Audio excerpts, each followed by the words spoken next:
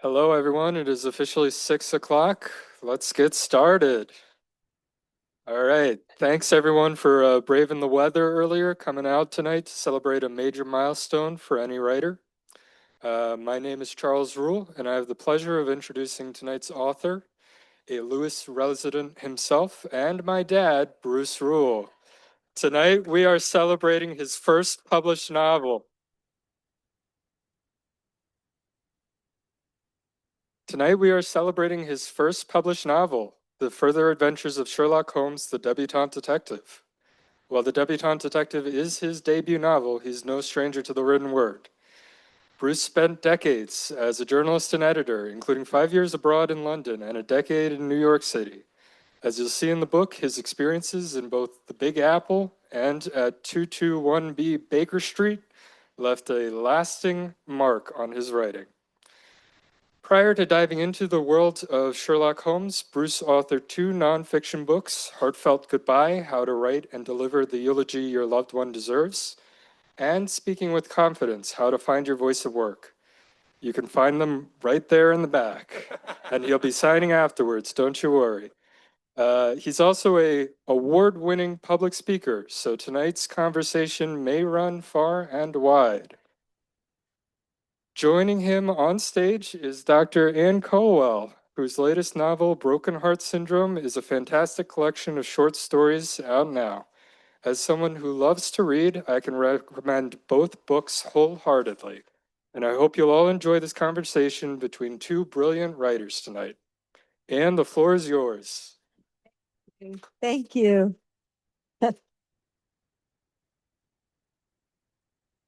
Thank you. Thank you, Charlie, and thank you all for being here tonight. I think that, Bruce, do you want to do some thank yous before we start? I just want to, or do you want me to just dive Right in? ahead. No, I do want to say a few things first, if you don't mind. First of all, people in the back, is the Zoom link working? Can somebody on Zoom like type in that they can hear us and everything to make sure that Give us a big everything's thumbs working? up.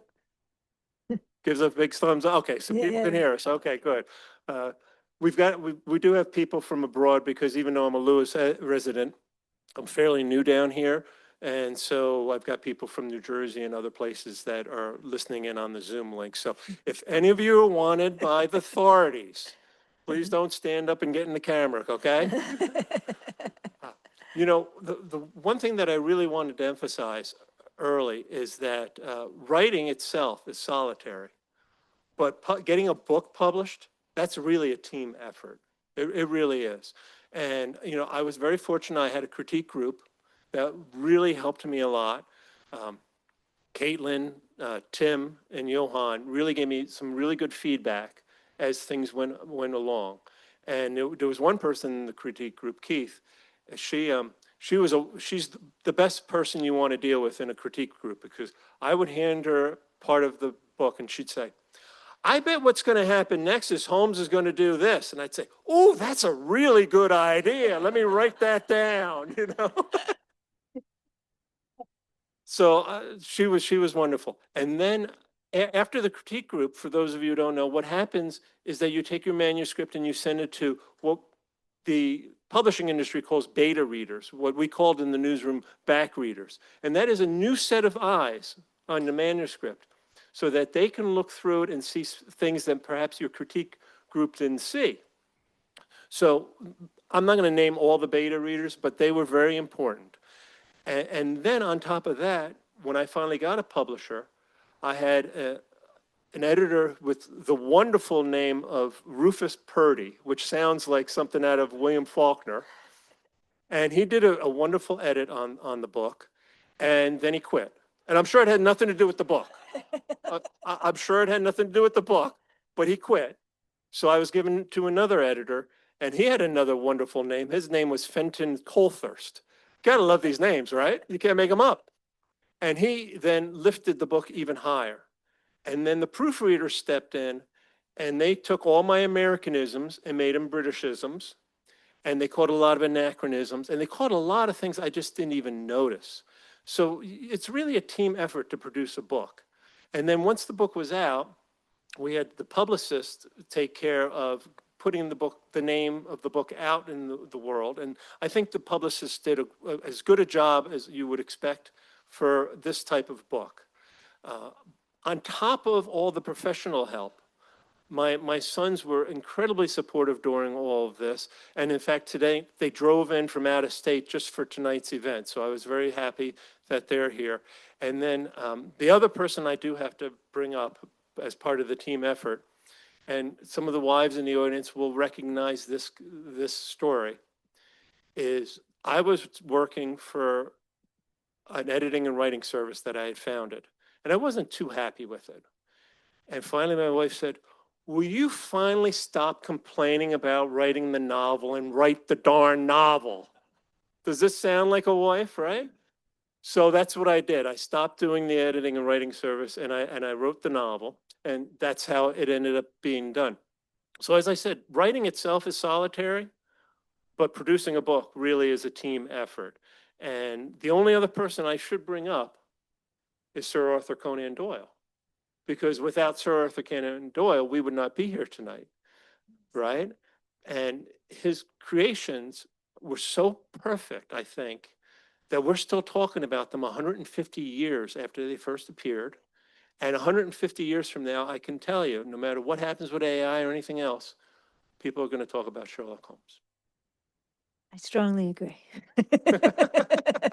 That's my second question, though. Okay. My first question is if you could talk a little bit about you, as Charlie said, you're a nonfiction writer and you've been a nonfiction writer your whole life. So you have written 2 nonfiction books. You've written all kinds of articles and pieces for all different sorts of presses over the years. How is your nonfiction work fed into your fiction? All right, I can think of some good benefits to coming from journalism, and I can think of one really big drawback. So let's go over the benefits first, okay? I've been fortunate because over 40 years, I got to go out and talk to a whole lot of people and see a whole lot of things. I started as a police reporter at a local newspaper, so I covered DUI, tragic accidents, I covered fatal fires, I went to police stations, I went in courtrooms and things like that. And I interviewed murderers in Graterford State Prison. And then as I went through my career, I met so many other people, up to Vice President Quayle, then Senator Joe Biden, Jesse Jackson, Bob Dole, entertainers such as Luciano Pavarotti, sports athletes like Charles Barkley and Pete Rose. And, you know, when you get out among people and you start talking to people, you start to absorb the way different people speak, and you start to absorb the way people act in so many different ways. And I think that is the main benefit to being in journalism, is that I was able to bring so much experience to the writing because I'd had so much of a wide experience. And if there was one thing I would say about young writers in particular, is they don't get out enough. And I say that because when I've looked at some of the pieces that they've handed in, a lot of it is just what local movie they saw or TV scene they saw. You know what I mean? Because that's all they know. And it's like, geez, guys, go out and live life a little bit, you know? And I was saying to Anne, I took 2 of her classes at the University of Delaware last year, and she's a great teacher, and I recommend her to everybody in the room. But one of the real benefits of taking the classes at the University of Delaware is I got to sit among 18 and 19-year-olds for 6 months. And I got to hear the way they talk and the way they think. And I got to see the way they act. And that is such a powerful thing as a writer. You need to be around other people. So I would say that's the main benefit of journalism. Now I'm going to tell you two really practical things dealing with writing. Number one, there's no writer's block in the newsroom. All right? That doesn't happen. You know, from the moment you go into the newsroom and sit down and log in, you're ready to write. And, you know, a Walmart earnings release hits the wire, you can't say, you know what, I'm not feeling it today. The muse is not with me, you know? You can't do that in the newsroom. So I don't get writer's block. I sit down and I write because I'm a writer. And I think that's one of the really big benefits of being in journalism is that you've learned to just write whenever. That leads into the third big benefit. And that is, I know it's going to be edited. I know that that first draft doesn't need to be perfect. It just needs to be down on the paper or on the screen so somebody can edit it. When I was in the newsroom, everything that you wrote, you had 2 editors editing. So sometimes the only thing that came out the same was your byline. Because that's how it is. So I know that I'm going to sit down and write because I'm going to edit it later. And that's how I can be productive. And I, because I can do that. So I think that's the real benefits coming from journalism. Now, the real drawback, and I'm still struggling with this, is that I'm an old style journalist and I was taught there's only 2 things you can write. You can write what somebody says and you can write what they do. You can't write what they're thinking. You can't write what they're feeling. You can't write what their motive is because you can't read their minds. And guess what? In fiction, you write what people think. You write what people feel. You write what their motives are. It's completely different. And that's the one critique that I keep getting from my critique group is there's not enough of the person inside in the story. And even with this book, I wrote the action and the dialogue, and then I had to go back and put in some of Watson's thoughts and feelings because that doesn't come natural for me. And Anne, you've read the book. What do you think? Do you think I put enough of Watson's feelings and thinking in there, or when you were reading it, did you say, I wish I had a little bit more of Watson?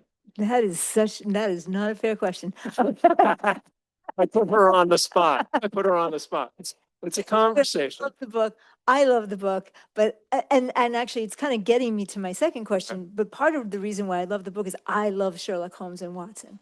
I love their relationship, and I know that that's probably true for a lot of you guys. I read the book when I was a kid, and I can still see that book.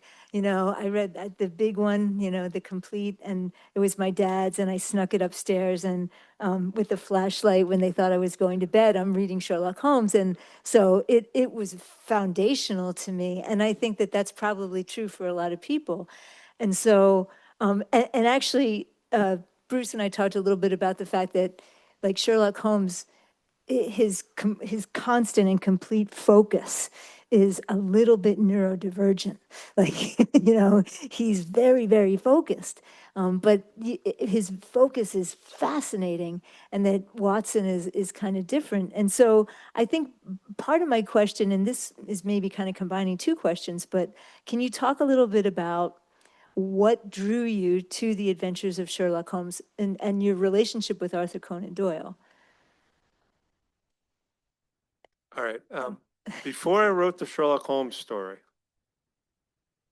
you know what? I'll ask a question first, not to you. I'll ask the audience. Okay. I don't want to. Zoom, you don't have to answer. But by a show of hands, how many here before tonight knew who Sherlock Holmes was? All right. Let the record show pretty much everybody in the room, right? Before this manuscript, I wrote a 65,000 word fantasy novel for preteens starring talking puffins. You know those cute little birds? No publisher or agent wants a book about talking puffins, all right? So I sat down and I said, what can I market to a literary agent or a publisher? And I said, everybody knows Sherlock Holmes. I'll write a Sherlock Holmes story. And so that's how I came to go to Sherlock Holmes. And then I thought to myself, well, what if we had Sherlock Holmes come to the United States? Because the United States is the bigger book market, right? That would appeal to a publisher or an agent, right? So I have Sherlock Holmes come to the United States. And then I thought, well, what would make Sherlock Holmes come to the United States? It's got to be something really big, right? Maybe like the request from a president. That might work. And in the Conan Doyle timeline, Holmes and Watson meet in 1881. And by 1905, when the book occurs, Holmes has gone off into sort of retirement. So I said, between 1880 and 1905, what president would be really cool? Well, most people don't even know who Benjamin Harrison is, right? Grover Cleveland, does anybody care? No. If you're talking about that time period, it's got to be Teddy Roosevelt. So that's how I came up with the book. I said, okay, Teddy Roosevelt asks Holmes to come to the United States. And it just sort of fell into place then, because I did love Conan Doyle from the very beginning. And I think Teddy Roosevelt is a fascinating character historically. So I was able to just combine the two loves of American history and Conan Doyle together into one story. And do you want to talk a little bit about Holmes and Watson? Because I mean, that is the relationship to me that is the most interesting. I mean, it's a mythic relationship, right? It's the Batman and Robin. It's Gilgamesh and Aikido, right? Like it's this very deep cultural relationship, and at the same time, like reimagining it and putting it in a modern context, or even sort of taking it from London and putting it in a New York context. Do you want to talk a little bit about that relationship and characterize that relationship? Sure. Well, first I want to characterize Watson before we talk about the relationship, because Watson gets slacked a lot of times as like this bumbling fool, dummy, and I don't like that at all. I really don't. You know, Watson is an educated man. He's a doctor. He's been in war. He's been shot. He is a man of the world, and he's an intelligent man. And I think one of Conan Doyle's most brilliant moves was to make Holmes' partner a smart man, because it goes to show you just how far beyond Holmes is compared to even the smartest men of society. And I think that was a real brilliant move on Conan Doyle. Also, I don't know that we would respect Sherlock Holmes as much as if he hung around with a dummy, right? He wouldn't suffer the fool. So I wanted Watson to be an intelligent character in the book. And then, you know, I was thinking, it's 1905. As I said, Holmes and Watson have met in 1881. That means they've been together 25 years, basically their entire adulthood. Now think about it. You've had friends that you've been friends with for 25 years. You're not really surprised by them anymore. You understand them, right? So I approached the relationship as Watson understands Holmes. He can't do what Holmes does, but he understands him a little bit. So when Holmes does his like mind reading trick, like, oh, I can see from the scuff on your boot, you used to live in Australia. Watson's not surprised by that because he's seen it 100,000 times probably by that point. So I approached the book as here's two men in their 50s who have a deep friendship and are not surprised anymore by each other. And I was very proud, really, that Publishers Weekly, when they did a review, and I'm going to quote what they said because it was really very nice. They said, Rule proves adept at finding new ways to deepen the Holmes and Watson partnership. And I was really proud of that. I really was, because that was one of the focuses I had, is I really wanted them to be good friends who have been together 25 years. And even though Holmes is, as you said, what do you call it, neurodivergent? And just focused on the case and not Yes. necessarily paying attention Not to what always emotionally people are present. like. Yeah. Holmes does, on a couple occasions in the book, make it clear that he needs a Watson. Yeah. And he's proud of Watson. And that's really important, because if he's not, then the relationship sucks.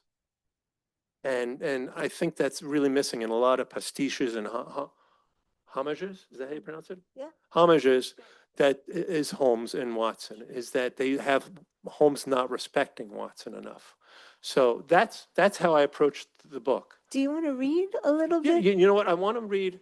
It's tough to read anything from a mystery novel because you don't want to give away anything. But I picked a section right at the very beginning of the book because it does reflect a little bit on the relationship between Watson in Holmes. And if you pay attention to it, you're going to see that Watson understands Holmes. He can't do what Holmes does, but he's going to try. All right? This scene occurs in 221B Baker Street in their apartment. Watson is narrating, as always, with the Conan Doyle stories. Holmes is going to start out.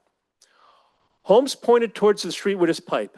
As always, my friend, your timing is impeccable and your presence may prove invaluable. Tell me everything you can about the person you passed in the entranceway across the street, 2 doors down. I was forced to confess I had not noticed passing such a person. Then use some care in peeking out the window to determine whether the person is still there. We don't want to advertise our presence, but the sight of the person may refresh your memory. You know my methods. I need details. Stepping to the curtains, I created enough of a gap with a nudge of my finger to peer through. There was indeed an occupant in the entranceway across the street. Come, Watson. There was a touch of the old Holmes impatience in his voice. What can you tell me? Not much, I'm afraid. I don't recall glancing that way when I passed. Then put my methods to use. There is time before the sun sets. Holmes used this tactic on me numerous times over the years. In the beginning, I believed it was to make light of me in his own peculiar manner, because I was rarely right in the particulars when I tried to apply his use of observations, logic, and probabilities to establish facts.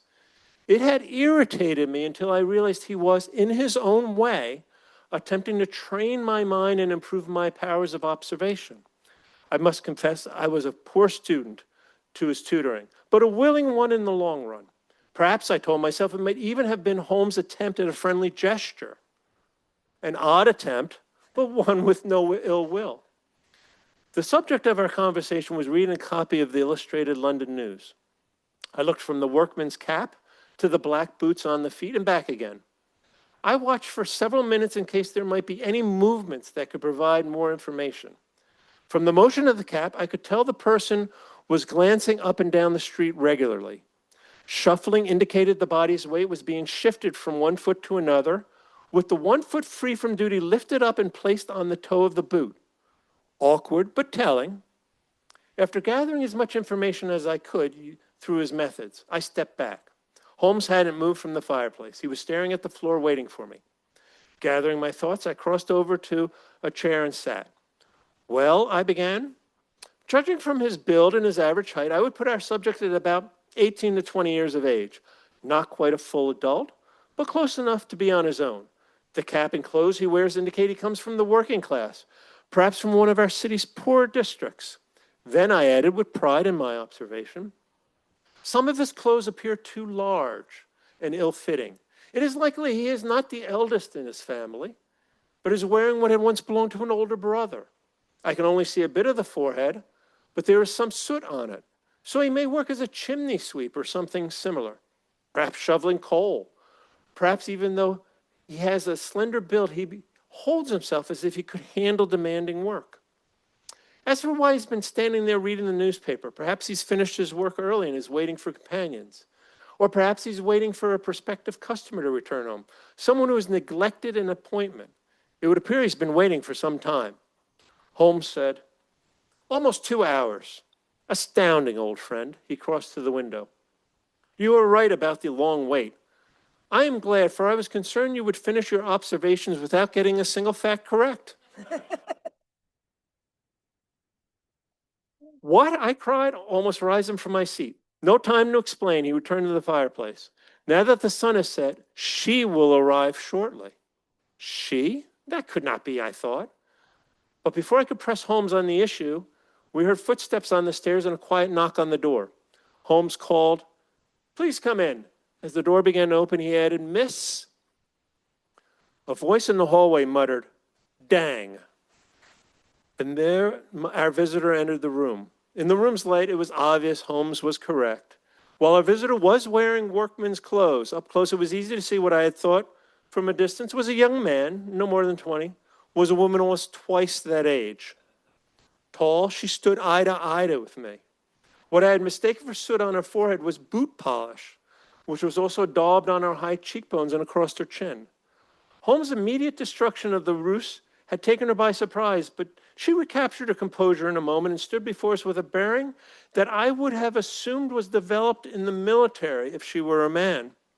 Her brown eyes were sharp, her features regular, and her skin was darkened by the sun as if she spent much of her time outdoors. Looking from Holmes to me and back again, she asked in a commanding tone, "Which one of you is Sherlock Holmes?" And so the adventure begins.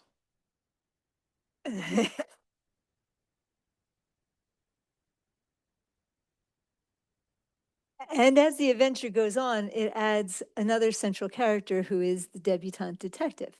And so, do you want to talk a little bit about the debutante detective and I would love to talk about the okay. debutante detective. Again, let's show hands. Everybody know who Alice Roosevelt was? A good number of you, good number of you. Alice Roosevelt was the oldest daughter of Teddy Roosevelt. And when Teddy Roosevelt took office after the assassination of McKinley, she was 17. She turned 18 right after she entered the office. She was the Princess Diana of her time. She was gorgeous. She was poised. She was fashionable. And she was quick-witted. And she became an international celebrity. So big that literally the press called her Princess Alice. There's a tint of blue that she really liked, that even today is known as Alice Blue, after her, because she was that famous. She was on magazine covers, she was on candy wrappers, she was on postcards, she was everywhere. And what was really amazing about her is that she understood her celebrity enough that she could push the limits of what a woman could do in 1905. You know, She was quite a rebel. she was. Yeah. High society women did not smoke in public. She smoked in public. High society women did not gamble. You sent a man to go put bets on the horse at the racetrack. She gambled herself, thank you very much, right? She caused national headlines. Think about how the world is different. She caused national headlines because she and a girlfriend drove in a car from Rhode Island to Boston without a chaperone. That was national headlines. That was a scandal in the early 1900s. That's how different it was back then. But she understood it and she pushed the limits. And when Teddy Roosevelt one time told her, "No daughter of mine is going to smoke under my roof," she climbed on top of the White House and lit a cigarette. Yeah, yeah. She was such a rebel and so much trouble that at one point she was interrupting a meeting between Teddy Roosevelt and a visitor, to the point where Teddy Roosevelt finally turned to the visitor and said, "I can be president of the United States or I can control Alice. I cannot possibly do both." But she got him back too. Her famous quote about her father was, "The man wants to be the corpse at every funeral, the bride at every wedding, and the baby at every christening." She's a wonderful character, obviously. And, in a lot of times in today's Sherlock Holmes, what publishers want, and you see it in the movies as well, they want a female character that can share the screen, so to speak, with Holmes, that can go toe to toe with him. And, one of the more familiar things that people have been doing is introducing his smarter sister. You've seen that, or the daughter, and I thought, no, you know what? I'm going to bring Alice Roosevelt to stand toe to toe with him because she could. She's a fun character, very different from Holmes, much more gregarious, more outgoing, more social, but certainly she can go toe to toe with him, and that's how the debutante detective became sort of one of the main characters in the book, because I wanted somebody that could go toe to toe with him. Do you want to read a little bit? Yeah, okay. Okay. Again, it's very hard to pick a section that's not giving away anything. So I did find one small segment where she and Holmes are talking, and you'll see in this segment the difference between the traditional Holmes detective and the high society woman who needs to use other avenues of investigation to get what she wants. Pay attention here, right? This starts with Holmes speaking. We are still I should say, what they're doing is they're looking for an Englishman who's in the New York City area. So everybody's looking for this Englishman. He's a scoundrel. He's a high society scoundrel from England. So this is how it begins. We are still interested in the movements of our fellow countrymen, however, Holmes said. He indicated to me that it was time to take our leave. I started to rise when Miss Roosevelt stopped us with an exaggerated shrug. Perhaps you gentlemen would like to know the avenue of investigation I pursued, which does appear to be bearing fruit. Holmes' eyes lit up, though his voice was neutral. Other avenue? Once again, Miss Roosevelt seemed pleased by our attention. Yes, other avenue. One that you gentlemen could not travel upon. One that is used by ladies of certain antecedents. It is a sorry fact of life that my peers and I are expected to be proper young ladies, which in today's patriarchal world means two things. Do not hold an opinion in public about anything of substance, and do find a man of proper background. Do you understand how that applies here? I thought it best not to venture a guess. She sighed. It means there is little chance an unattached man with the proper credentials could spend any time here in Manhattan without being noticed by society, either by the young ladies themselves or, as often, their mothers and aunts, who take upon themselves the search for prospective suitors. At lunch yesterday, I put out the word that I had learned a member of the English aristocracy was in Manhattan traveling under an assumed name. I announced that when I was in London, I had heard he had tired of the European women his family was introducing to him, and he had gone abroad in hope of finding someone exotic. I wondered loudly enough to be overheard whether he had succeeded in his mission. Smiling, she stopped, waiting to see our reaction. I could see she wanted a response. And what happened? The news spread like wildfire. And sure enough, this morning I got word that there was a sighting in a certain hotel I shall not reveal. An Englishman was seen breaking his fast with a German businessman who had just arrived in the city. While I have yet to determine whether the Englishman is indeed our quarry, I discovered that said German businessman was staying at the hotel. He is to attend a dinner party at the home of one of my dearest friends tonight. I finagled an invitation and expect to find out all I can while using the Roosevelt charm. The name of the hotels and the location of the party, please, Holmes asked with some eagerness. I think not. Her voice carried a brightness that indicates she enjoyed knowing something that we did not. Miss Roosevelt, I warned, it is unwise for you to continue an investigation on your own. She stood up. Unwise or not, we will see tonight. If you want, you can meet me here at 6 o'clock and accompany me to where the party will be. Then you can wait outside and follow the German when he leaves. Holmes' face tightened as he rose to our feet. I must second Watson's wise word and advise you to let us handle this investigation, he said. A wrong word or accidental action by you tonight may alert this German to what we are seeking and jeopardize our chances of locating our target. I must insist that you tell us, what is the name of the hotel? That is for me to know and for you to find out.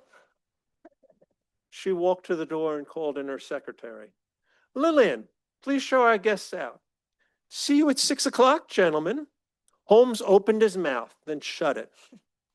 It was one of those rare times when he was left at a loss for words.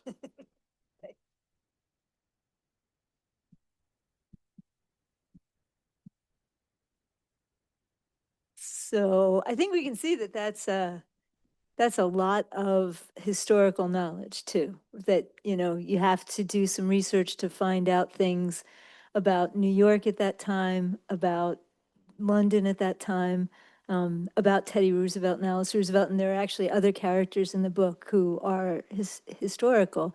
So do you want to talk a little bit about the research that you did to create this historical moment, this historicity? I did reread some of Conan Doyle's stories to get the tone and style correct. And I read the short stories. I think the short stories are better than the novels, to be honest with you. So I did reread some of the Holmes stuff. But then what I did was I sort of jumped in a little bit to the story, and I did research as I went along. I didn't do a lot of research. Some writers will tell you they spent like 3 months researching before they start writing. I didn't do that. What I did is, as I wrote, I said, okay, I need to know this. I need to know this. And then after my writing session, I would go and look that stuff up. You know, I need to know the name of the ambassador. Okay. I don't need it during the writing session, but I'll go find it later and put it in, you know. Now, I mean, there were a couple times when I got to a point where when I went and did the research, I realized what I wrote didn't work, which was kind of frustrating. I have well, it's not a spoiler because it's not in the book. I had a scene where they're doing a train chase, where they're on a train and going somewhere, and it turns out they never, in real life, Teddy Roosevelt never actually went there. So I was like, okay, I got to kill that train chase and do something different. Couple things I couldn't find. You know, one of the things I thought would be really cool is to have Holmes and Watson go on the subway in 1905 and, you know, contrast it to what the London Underground was. I could not find for the life of me what the New York subway looked like in 1905, how you paid, whether you went through a turnstile. I just couldn't find it. And, you know, I said, you know what? I don't need it. They're going to walk. And, and that actually turned out to be very good because one of the things the critique group wanted was more about New York City. And what could be better than have Holmes and Watson walking through New York City and commenting on this building and commenting on the people they pass. So it did actually work out well. But there were times when the research did lead me astray and go in other directions. And some of the research was really funny because I had at one point them ride a horse, and I had no idea how fast a horse can ride. I had no idea, just had no idea. So I had to go and figure out, okay, if you take a horse from this point, how far in Manhattan can you get by this point? And then I picked a destination of where they were going to go, you know, because that's how far the horse could go. And that's how, you know, that's how the research can influence the book. So there was a lot of research, but it was research done to tell the story, not research first.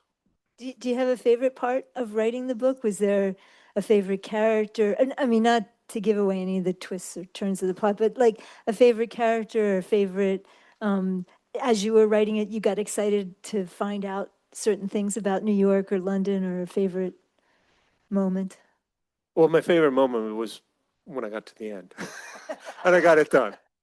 I can tell you right now, that was the best moment. That was the best moment. There were a couple things that I thought I was really happy with, you know, because you did give me a multiple I did. part question I there. did give you a So I'm multiple giving you part a question. multiple part answer, okay? One of the things that I don't like in a lot of old style detective mysteries is at the end of the book, you know, the detective calls all the suspects in and he sits down and he pontificates for 3 pages. And I didn't want to do that. But I needed Holmes to explain what the heck happened, you know? And I don't want to go too much into how I did that. But what I did was I had him explain some of it to Watson and some of it to Alice rather than have him sit and talk the entire time to one person. And I think that helps with the reader because it breaks it up a little bit. And I gave Alice a reason why she was asking those questions because she wants to be the debutante detective. So she's asking him, how did you find this out? How did you figure this out? So there was a rationale to his explanations in a way that sometimes in detective novels, he's like, why is this guy sitting there pontificating for 3 pages? Well, there was a reason why, because Alice was asking, she wanted to know how to be a detective. So that was one of my favorite parts. As far as a fun character. Yeah. Okay. The best characters are the ones that take over the story, so you don't have to do a whole lot.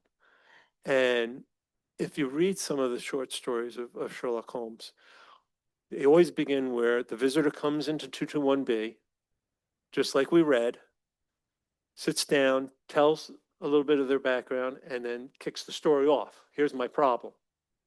So in this case, the person that comes in is Alice Roosevelt's secretary. She comes in, she just explains the problem. And then I thought that was it. She was going to be like this minor character as the story went on. And she kept putting her foot in and saying, no, I've got something else to say. You know, wait, I can do this. You know, let me get involved here. You know, and it was fun because she was starting to speak up more. And she's very different from Alice. She's very different from Holmes and Watson. So it had a fourth voice in there that brought a different aspect to the story. And again, going back to my friend Keith in the critique group, at one point she said, well, I hope Mrs. Johnson does some detective work. And I said, well, she will now.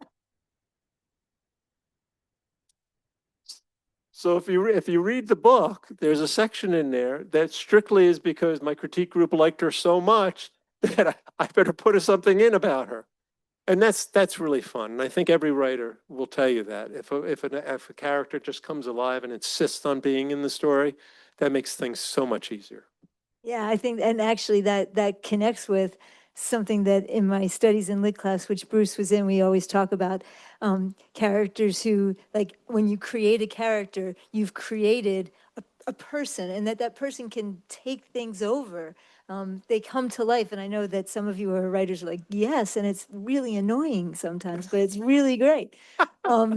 So, and I think that's one of the things you tell young writers. But, and at the beginning, you talked a little bit about telling young writers that they need to get out.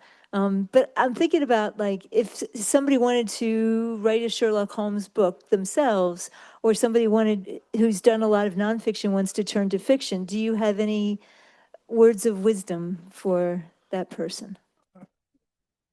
I do, but I do want to correct you on something. You said Okay.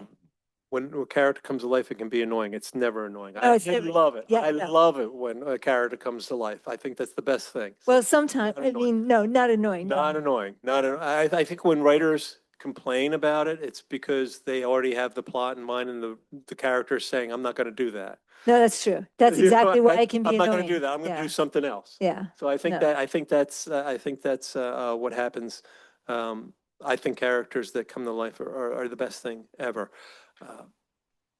I've already talked a little bit about some of the stuff that I would advise a young writer. I will say a couple things, 3 things actually.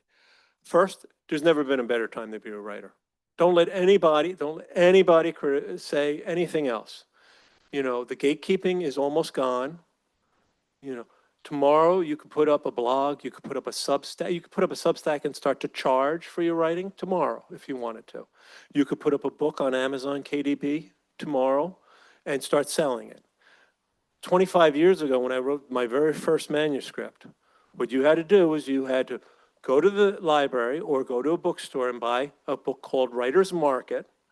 It came out once a year and you hoped all the addresses were still the same.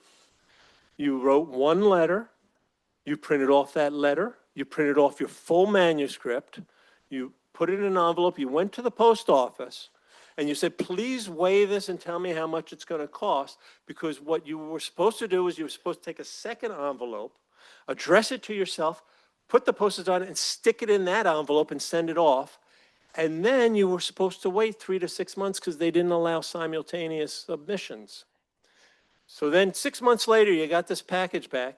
Maybe they scribbled on the manuscript. Maybe they dinged it up to the point where you had to print off another manuscript and do the same thing over and over again. Today, you can send out simultaneous submissions. It doesn't cost you anything. You can publish yourself.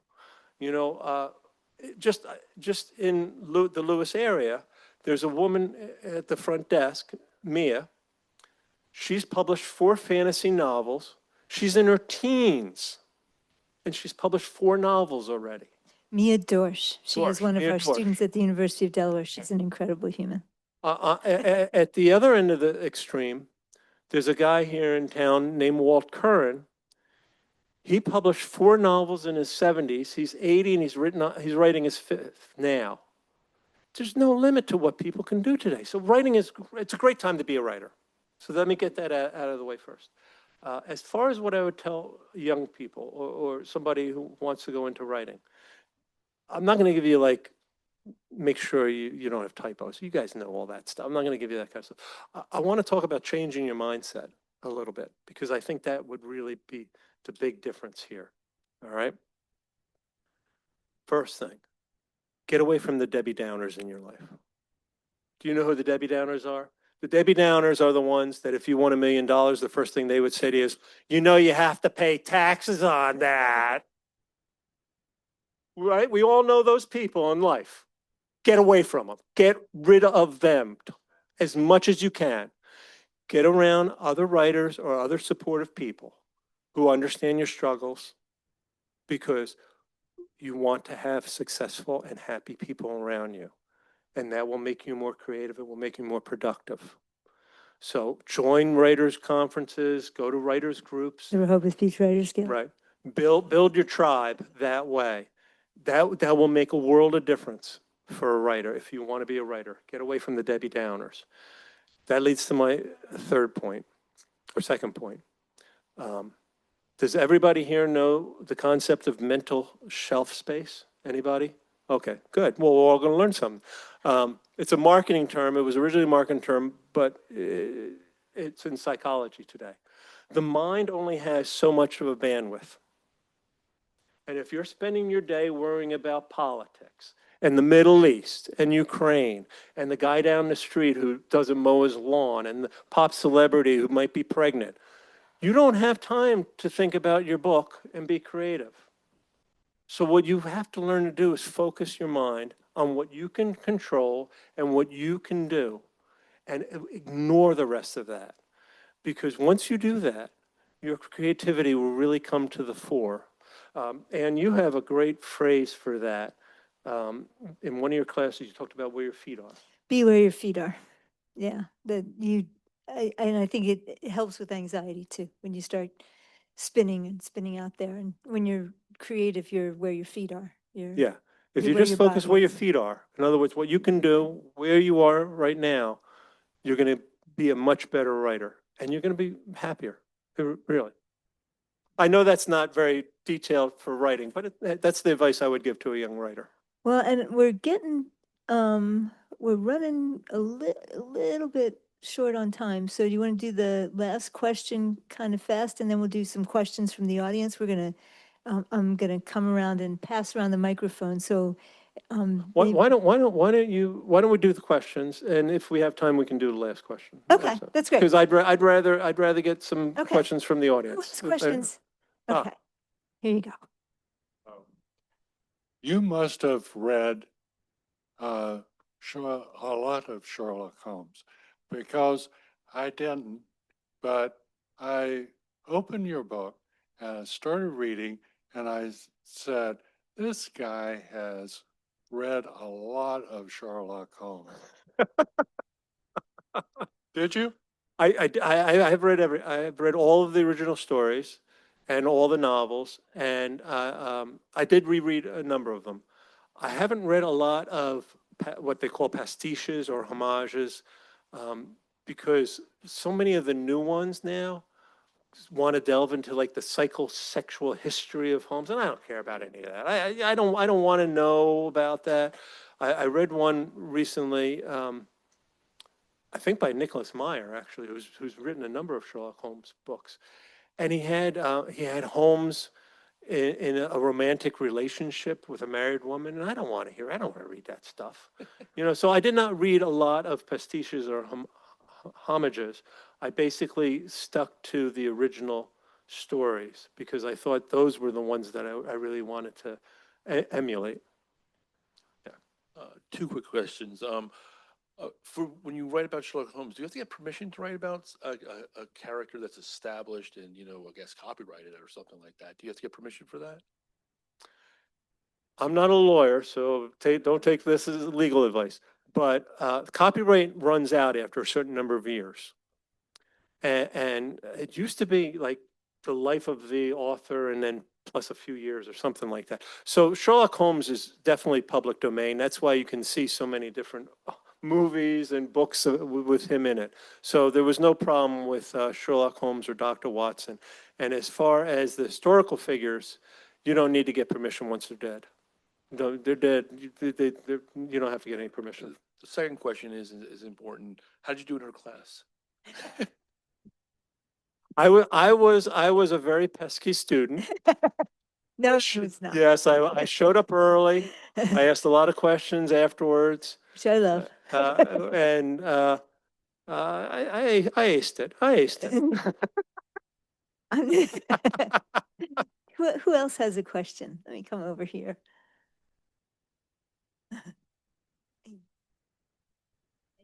Hi, Bruce. Hi. I loved Lillian. She was my favorite part through the book and the most unexpected. Do I understand correctly that she's entirely a figment of your imagination and not based on something historical? She's entirely a figment of my imagination. And this is Mrs. Johnson, the secretary. Her first name is Lillian. And I love her too. I think she's a wonderful, in fact, after I wrote the manuscript for this book, while I was sending out queries on it, I wrote a full novel starring Lillian Johnson. I am trying desperately to get that published. Unfortunately, Titan Books does not do Westerns, and she's from the West, so it's more of a Western novel. So I am trying to get it done. Okay, all right, I might take you up on that. If I don't get a publisher, I'll probably do an independent publishing. I'll just publish it myself. Yeah. Bruce, you may have mentioned this in the discussion group, but I'm always interested in technique or methods. What's yours? Did you write the same time every day? Did you have a separate space? Did you have a target of words, or just wrote when it was time to write? I tried to write at the same time every day. Life sometimes gets in the way, but I did write every day. And I don't do a number of words. Some authors do word targets. I do time. I have a stopwatch for an hour, and I have to sit there for an hour. But it goes very quickly because, as I said, I don't get writer's block, so I'm just typing away. And once the alarm goes off, I just continue. So that was what I did. I did the online stopwatch. I do know some writers go, no, I'm going to sit down and write 2,000 words or 1,000 words. I don't do it that way because sometimes, you know what, 300 words takes an hour because you're really working on a particular scene, and sometimes it can be 3,000 words because you're just in the flow. Why stop? So I do time. I don't do number of words. Does anybody else? I might have two questions, but the first one, I'm interested in the craft of the mystery because you sound really strong on dialogue relationships. I mean, I can't wait to read it. I'm curious about how what research or how you figured out where to put clues or red herrings or that kind of stuff so that we would always be guessing who did it. How did you figure that out? A lot of it was guesswork, actually. As I was writing, I would sometimes have to go back and plant a clue earlier in the book, because I finally figured out what was going on. The other thing that I did, and if you've read the book, you probably realize this, is I had a lot of mini mysteries throughout. So this way I could have something solved, but there's another mystery coming up. And that kept me on track as well. And one of the funniest things from the critique group was, and to keep people reading, is I would have Holmes start to explain something and then get it interrupted. And you'd have to wait till the next chapter to get the rest of the explanation. And one of the persons in my critique group said, I don't like that. I got to read the next chapter now. And I'm like, that's the point. And I'm sorry, your second question. Well, someone handed me this question, so I don't know a lot about it, but I thought somebody in the audience might want to know about it, so I'm reading it.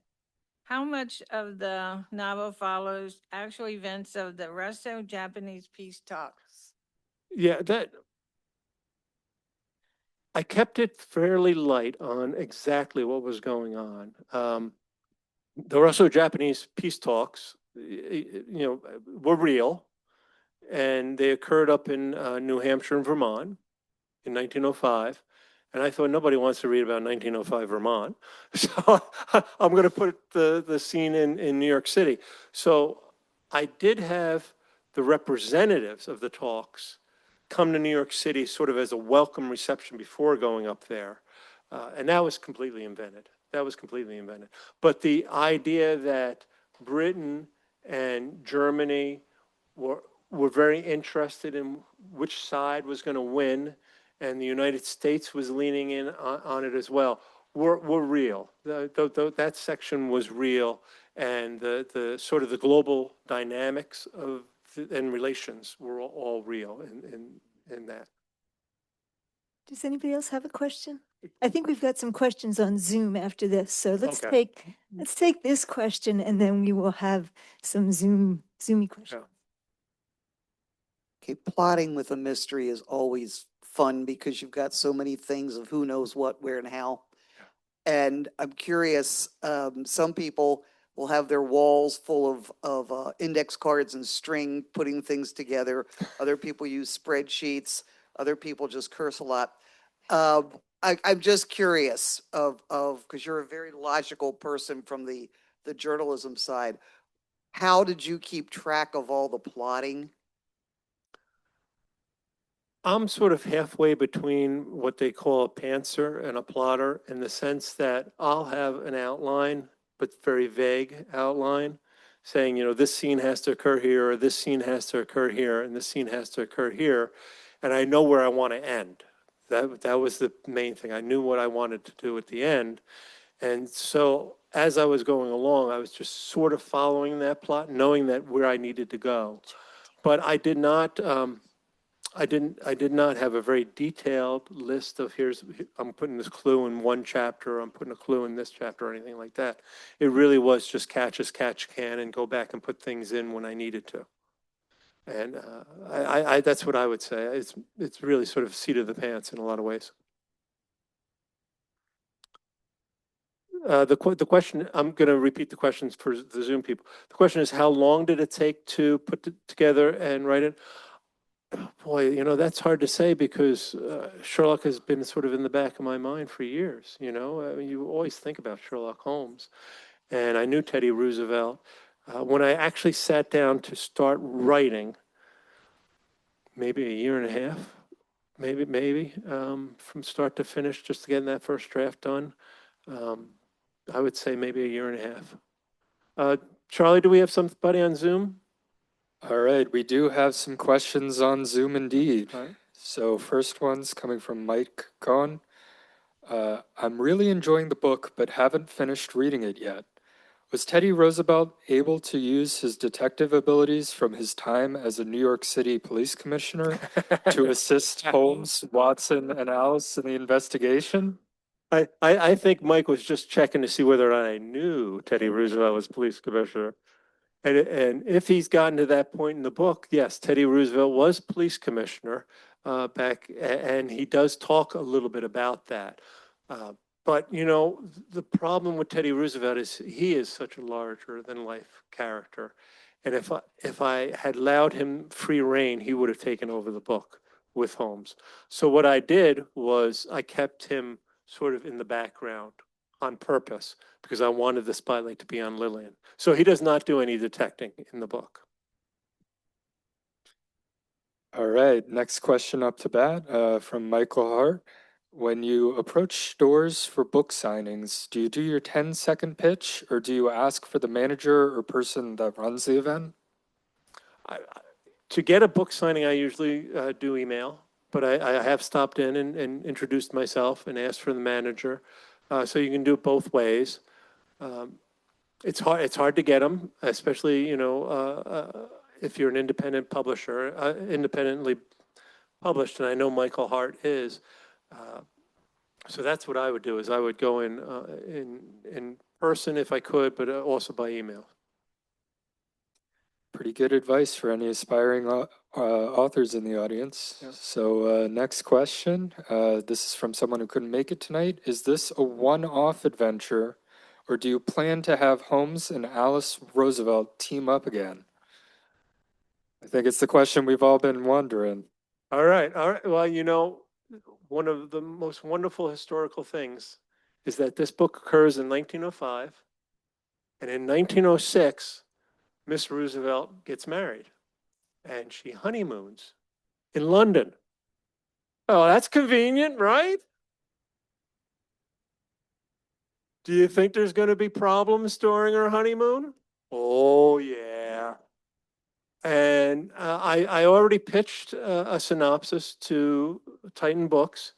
No promises, but they do like the idea that I put forth, and so I'm writing the sequel right now. Yeah. Further mystery awaits. All right, so it looks like we have our last question here from Zoom, and it's from Linda Laird. Did you get a lot of pushback when you were querying to make your story, when you were trying to make your story get queried?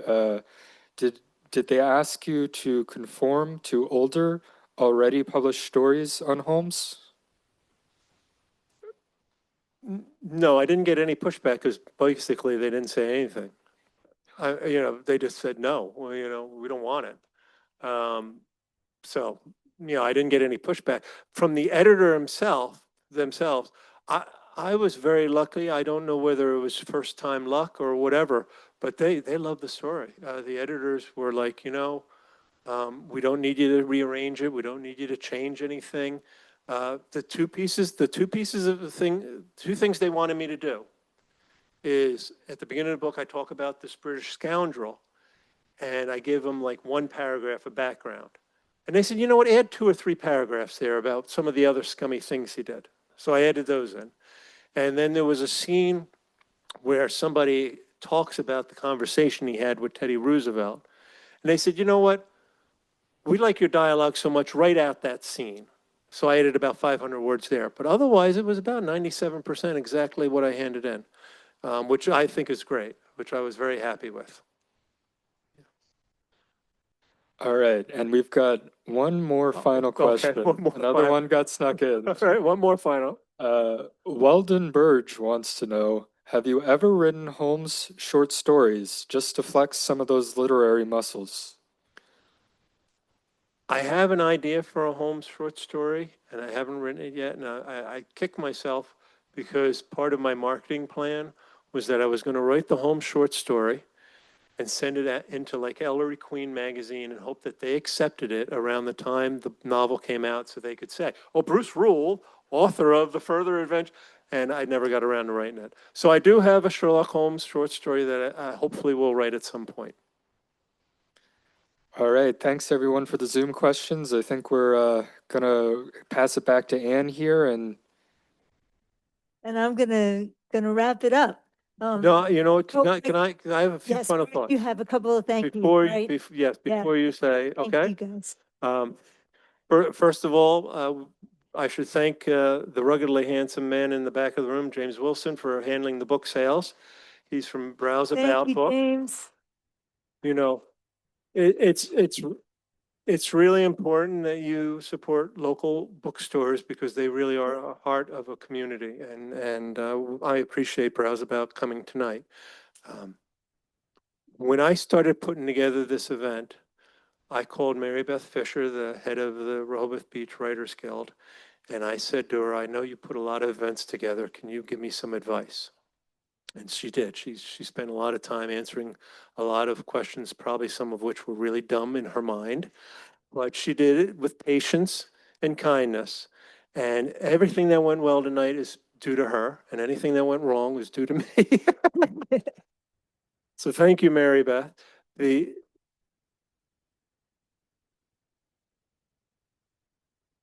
best piece of advice you gave me was, you should get Anne Colwell to interview Oh, you. no. Yes. And I was thrilled when Anne said yes, because as I said, I thought I was kind of a pesky student. I'd bothered her a lot during class. So the fact that she was willing to come tonight and sit here and interview me was a real plus. And I was thrilled because I always have fun chatting with her. And I think she does a great job. And I think she did, didn't she? Oh, Thank you. thank you, guys. Thank you. I, Thank you. I do want to leave you one final thought, though, and it's something from my public speaking book, but it applies to everybody. Um, Life is hard. It really is. There's a lot of problems out there, and we tend to be our own worst critic. So be kind to yourself because you're doing better than you think. Thank you. Thank you. Thank you all. Thank you guys so much. There are books for sale in the back, and Bruce is going to sign the books if you would like to buy a book and stay and get him to sign it.